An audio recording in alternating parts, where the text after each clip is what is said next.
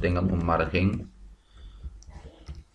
margen en sus 4 esquinas de 10 píxeles. Margen externo, ¿se acuerdan, no? De la propiedad margin, que cuando tiene un valor, un solo valor, define el margen para los 4 espacios. ¿Ves? Ahí está. Ahí está, ya le hemos dado un margen. Y nos fijamos, ¿no? Ahí está el contenido. Fíjense, la parte que está con naranja es la parte del margen, ¿no? Y para el otro lo mismo, ¿no? Tiene un margen de 10 píxeles. Toda esa parte naranjada que se ve ahí, ese es su margen. ¿Ya? Y si nos fijamos, los estilos para cada uno de los contenedores aparece ahí, ¿no? Aparece en la parte derecha. Eso cuando hacemos clic derecho en el inspector, en inspeccionar, ahí salen los estilos de los elementos, ¿no? Nos ubicamos en el elemento y nos fijamos todos los estilos en la parte derecha. ¿Sí? Muy bien. Como les decía hace rato, fíjense, los contenedores por defecto ocupan todo el ancho de la pantalla, ¿no? ¿Ya? Hay una propiedad que se llama display, que es la que define la forma de ubicación de cualquier elemento dentro de una página. En este caso, esa propiedad display block, si no se la coloca por defecto, está como display block. Entonces, display block define la forma como se ubica el elemento en la página, ya sea ocupando todo el ancho o ocupando simplemente una parte. ¿Ya? Entonces, por defecto, si no colocamos, es como si colocáramos display block, ¿no?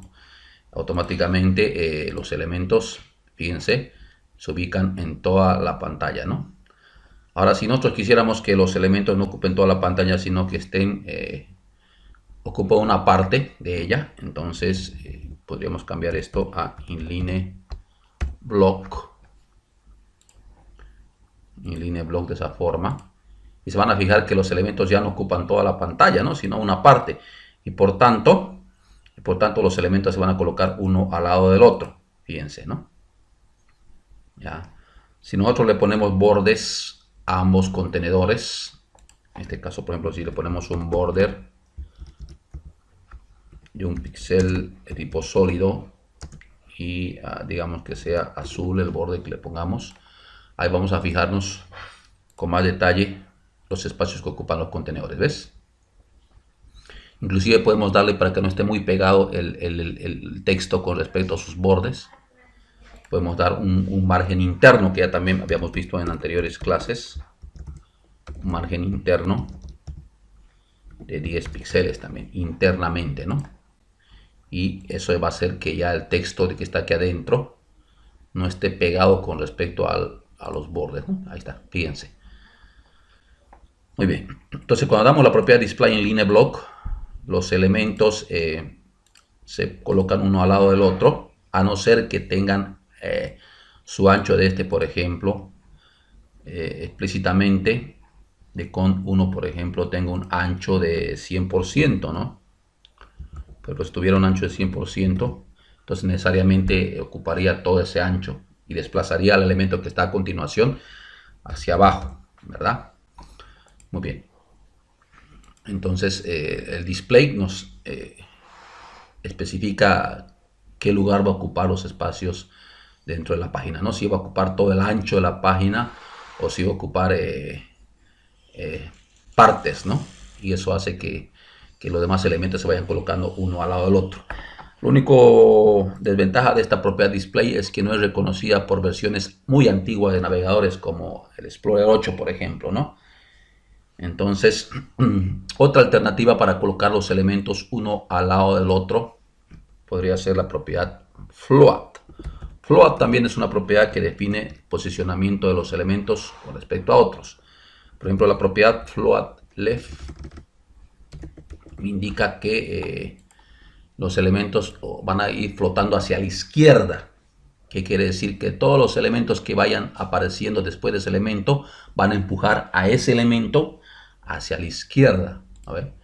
Por ejemplo, yo estoy diciendo que los elementos se coloquen uno al lado del otro, tanto contenedor 1 como contenedor 2. Entonces le doy float left. ¿Ves? Tiene el mismo efecto que el display en line block.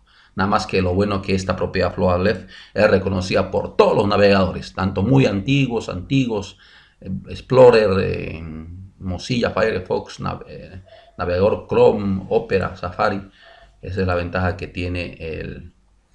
Muy bien, entonces lo que hace el float left es ir apilando los elementos uno al lado del otro, mandando al anterior hacia la izquierda, flotando hacia la izquierda. Por ejemplo, el primero que se colocó fue el contenedor 1. Luego entró el contenedor 2 y desplazó hacia la izquierda al contenedor 1. Si yo definiera, por ejemplo, otro contenedor más, digamos, vamos a llamarle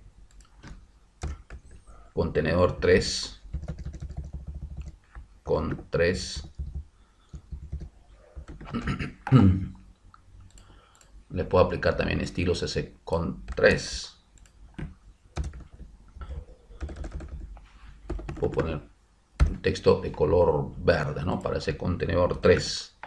Y de la misma forma le puedo aplicar los mismos estilos para ese contenedor 3. ¿Ya? Entonces ese contenedor 3 se va a ocupar y se va a posicionar después del contenedor 2. Y va, ahí está, ¿ves? Este se ubicó aquí y a todos los demás lo mandó hacia la izquierda. Hacia la izquierda, ¿no ve? Si nosotros queremos que los elementos se apilen mandando los elementos hacia la derecha, entonces en vez de utilizar float left, tenemos que colocar float right. ¿Ya? Entonces, ¿qué va a hacer? Va a ser a lo contrario. Y si se fijan, el primer elemento que entró es el elemento contenedor 3. Y los demás que fueron entrando los fue apilando hacia la derecha. Se fueron colocando hacia la derecha. Al contrario, ¿no? Y se ubicaron bien en la parte derecha. ¿Sí? Entonces, todos los elementos que van entrando se van apilando hacia la derecha. Por ejemplo, entró el contenedor 3. Luego entró el contenedor 1, luego entró el contenedor 2 y ese contenedor 2 lo fue botando hacia la derecha el contenedor 3. Luego entró el contenedor 3 y los botó a los otros dos elementos hacia la derecha. Los flota hacia la derecha. Esa es la ventaja y la característica que tiene esta propiedad float left y float right, ¿no? Ahora sí, no quiero que tengan ningún flotamiento ni a la derecha ni a la izquierda. Entonces simplemente les doy float none, ya, les doy float none y fíjense, los elementos ocupan ya todo el ancho de su pantalla, ya no se colocan uno al lado del otro, ¿no? Porque por defecto, como les decía hace rato, tienen la propiedad display block, ¿no? Así que los elementos se colocarían uno encima del otro. Pero si vuelvo otra vez con la propiedad float left o float right, los elementos se colocarían uno al lado del otro, ¿no? Bueno, esa era la idea de esta clase, mostrarles un poquito más acerca de los estilos que se definen a través de archivos externos y también mostrarles un poquito el funcionamiento de las propiedades display y float. En la siguiente clase vamos a ir viendo mayores detalles acerca de lo que es el tema de CSS. Muy bien, eso es todo por el momento.